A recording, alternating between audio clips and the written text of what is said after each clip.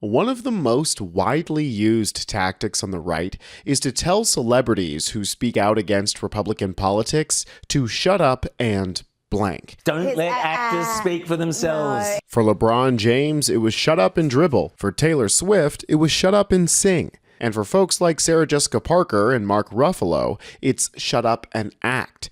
But Trump's second term has been so crazy that we've gotten to the point where staying silent is basically the same as showing support. So it's no wonder that MAGA wants these celebrities to be quiet. But check out how Sarah Jessica Parker clapped back at her conservative haters. But it is a very strange phenomenon to feel worried about so many things. And elections have consequences, like you vote or you don't vote. And we didn't vote in enough numbers where it mattered. And that's just plain and simple. We've won a bunch and we've lost a bunch. And that's just the ugly truth. It's the beauty of living in a democracy, but like the fact that I even have to say that I have to clarify that I'm not angry, even though it's okay for other people to be angry, or that someone will say to me, shut up and act, that I can't, or others can't have an opinion. It's so interesting that like so many people on the other side, they seem to want everyone who disagrees to shut up. It's the weirdest thing. But not their side, but not right? their side. Like if you, right? Because if right, it's so off kilter that like who can talk and who can't, who's told to shut up and who isn't. I'm just a citizen. Do you feel that? Do you feel like you can't talk or you shouldn't talk, or if you were at a younger point in your career you wouldn't talk? I think I would always talk to the degree that I'm comfortable speaking. I often don't talk on social media because I don't think it's a place that's deserving of any real complicated conversation. I'm not interested in like quick little snippets when it's dealing with conflict or even elections sometimes. I really was so thoughtful about how I wanted to talk about the election because I think it turns into a distraction from a campaign. It turns into fodder. It's misunderstood. And you have no control over it. And I think there are so many ways to work toward a more civil society than doing it. Like, sometimes I'll say when people are like, you've got to speak up on social media. I was like, FDR was elected without social media. Like, many things happened. Yeah. Right and left. Republicans and Democrats for many, many, many, many years, many generations were elected without someone having to say something on Instagram. And I think we can be a lot more productive sometimes when we're not doing that. And people will disagree with that. They'll say, be vocal, be vocal. And I am vocal. I'm vocal in the ways that I feel comfortable being vocal, informed. So I'm not going to talk about stuff that I don't feel educated on. I'm not going to jump in on really complex areas that I feel are deserving of far more thought, consideration, nuance, which I know no one's interested in. And I just feel like I want to be helpful. I don't want to hurt something that matters to me. Now, to her credit, Sarah Jessica Parker did publicly make her political leanings known, but this was basically the lightest form of support you could possibly muster up, and it was still a bridge too far for the MAGA Republicans. I understand why she might be a little bit apprehensive, or any of these celebrities might be apprehensive to share their political opinions, given the vitriolic nature of the internet.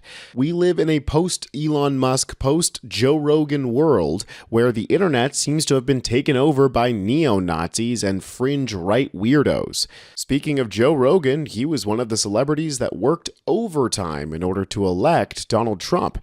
And now that the Mad King is ripping apart immigrant families at Home Depot and at graduations, now Joe wants to pretend like he had no idea that this was coming.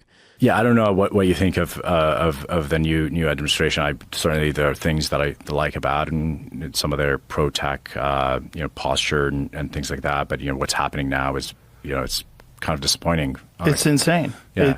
We were told there would be no. Well, there's two things that are insane. One is the targeting of migrant workers, not cartel members, not gang members, not drug dealers, just construction workers. showing up in construction sites and raiding them, gardeners. Yeah. Like, really? But Mark Ruffalo, one of the most politically outspoken actors, wasn't going to let Joe Rogan's little backpedal here go unnoticed. He commented on Threads saying this in response to the Tennessee Holler posting that clip. They said, "It is insane, Joe Rogan, but you were warned repeatedly, yet you helped him get elected and helped let this happen. It's good that you're speaking up, but please be honest with yourself about the role you played here." Mark Ruffalo responded and said, "Dear Joe Rogan, it's a little late now to pretend like Project 2025 didn't exist and wasn't the playbook all along." He's exactly right. This, what we're seeing right now, this expansion of ICE and these raids into immigrant communities, this was all outlined in Project 2025. You are either not that smart or not that dumb. It's hard to tell at this point. I'm going to go with not that smart. I mean, it's really hard to pretend like what is happening in the streets of LA, for example, doesn't affect you when you're a celebrity who's lived in LA and has seen the cultural fabric of the city itself being made up of immigrants. We seem to have hit that line in the sand for a lot of these ostensibly liberal celebrities. They're all citizens too, and they only have so much time before we have to assume that they support what's going on. Mark Ruffalo himself said so on the streets of New York City just a few days ago. Authoritarianism is here. We've already crossed that line. Well, how do we really know if we're at the precipice? When do we know that normalization has creeped in? How do you wake up and know authoritarianism is here? When a U.S. senator is tackled by questioning the head of Homeland Security in a press conference.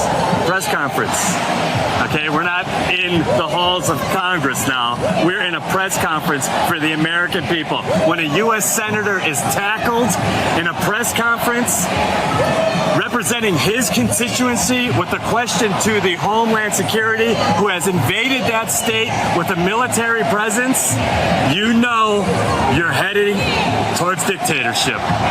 That's a turning point. You're only going to see more of that happen. This administration will continue to overreach, and this will be the response. We're not going away. We're not going to be quiet.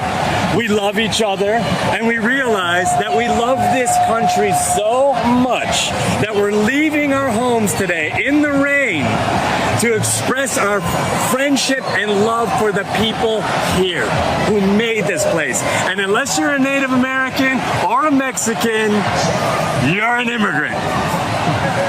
We made this place. You guys have heard me make that exact same comment on this channel before.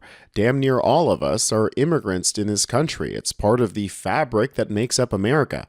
I only hope that more celebrities like this come out and speak against Trump's insane behavior.